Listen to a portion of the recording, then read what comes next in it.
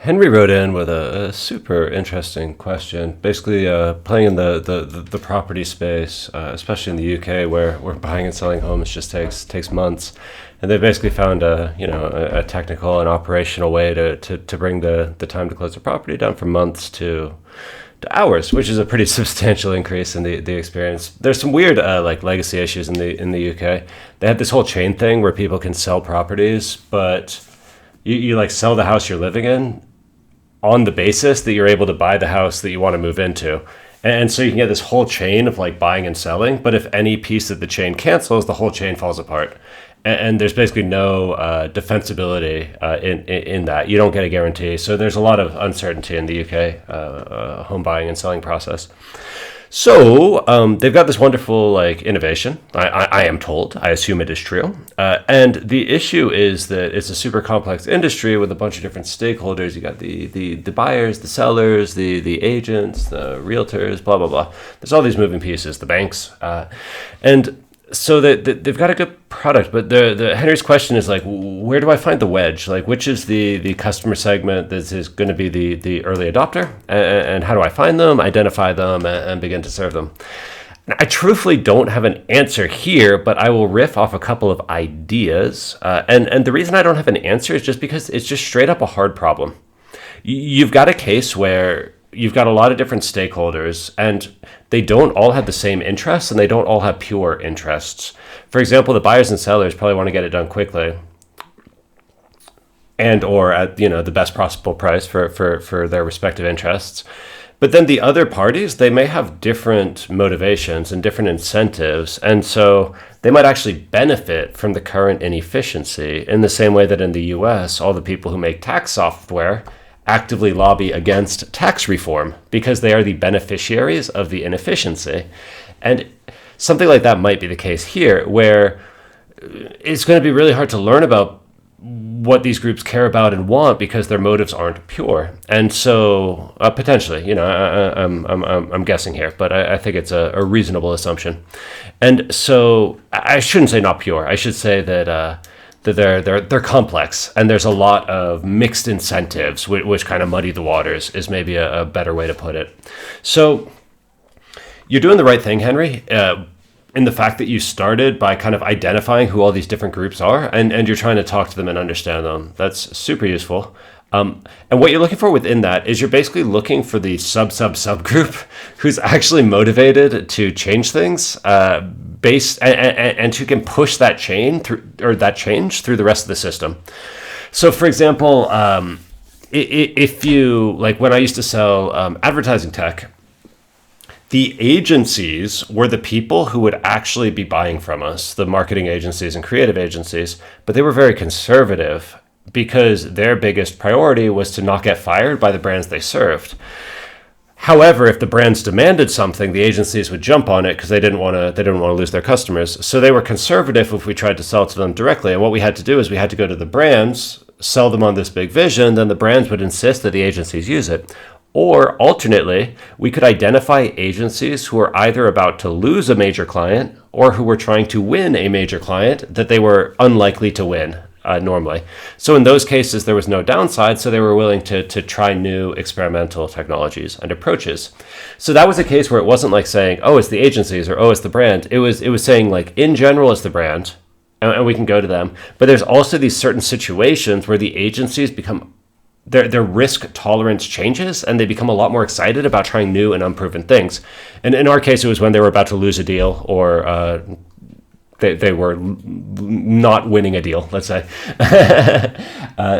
So you might be able to identify some of that. Often it is the up-and-comers, not the incumbents. The incumbents are often like pretty comfortable, especially if they're number one or they're at the top. They're pretty comfortable with their mode. They've built these processes. They tend to be pretty conservative because they've got a good thing going. They've already won, and they want to ride that out for as long as possible. So sometimes you can look and be like, who is not winning but has the hustle, they have the passion.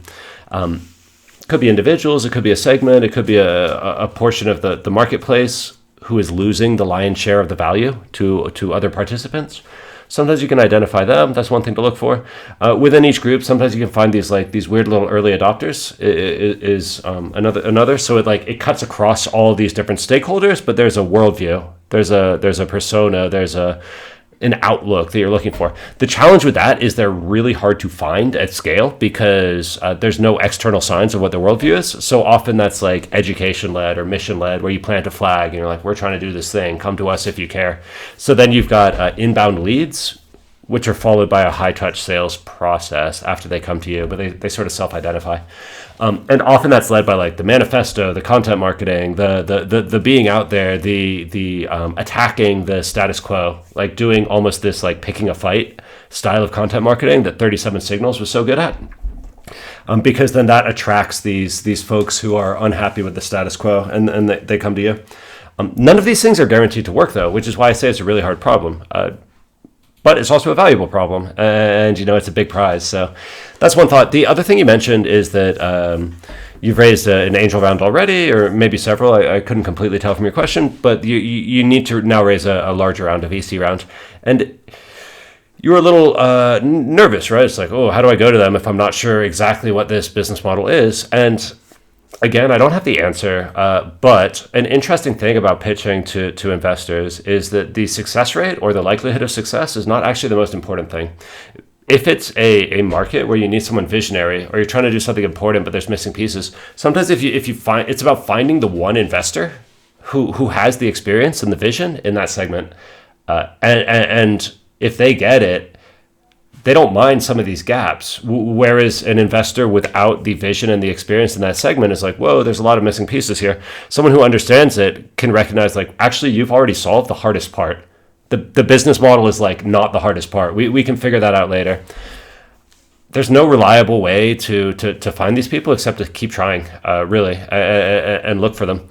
Would it help you if you could say, this is the model, this is how we know it works? Yeah, absolutely. That would be great. But the absence of that doesn't make the round impossible. It just means you're looking for someone with a bit more understanding and vision for the future of this particular industry. And the flip side of that is that you shouldn't get overly discouraged if a bunch of investors don't get it at the beginning, because it just means it's like, yeah, we know we're looking for this particular type of investor profile. What else? There was one other thing I wanted to say. About investors.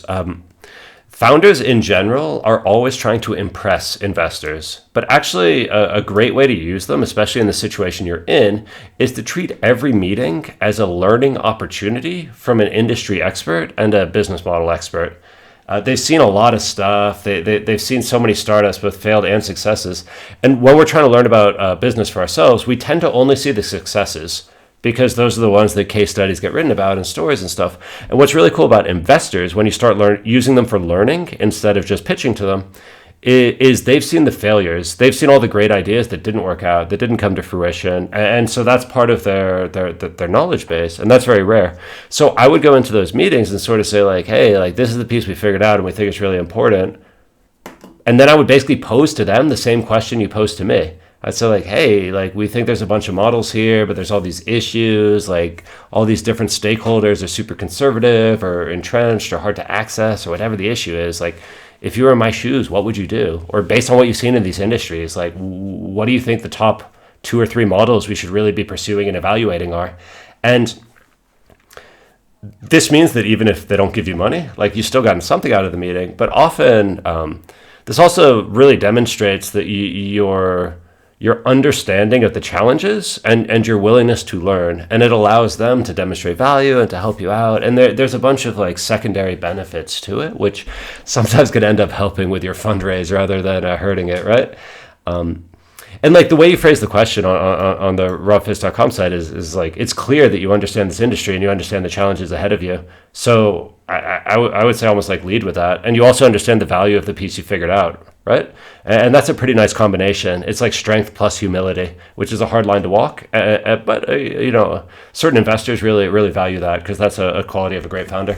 So I would say it's a tough challenge. Don't beat yourself up over it.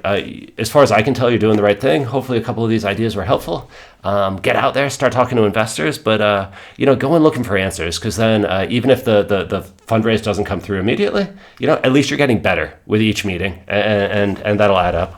So anyway, thank you for the question, and let me know how it goes.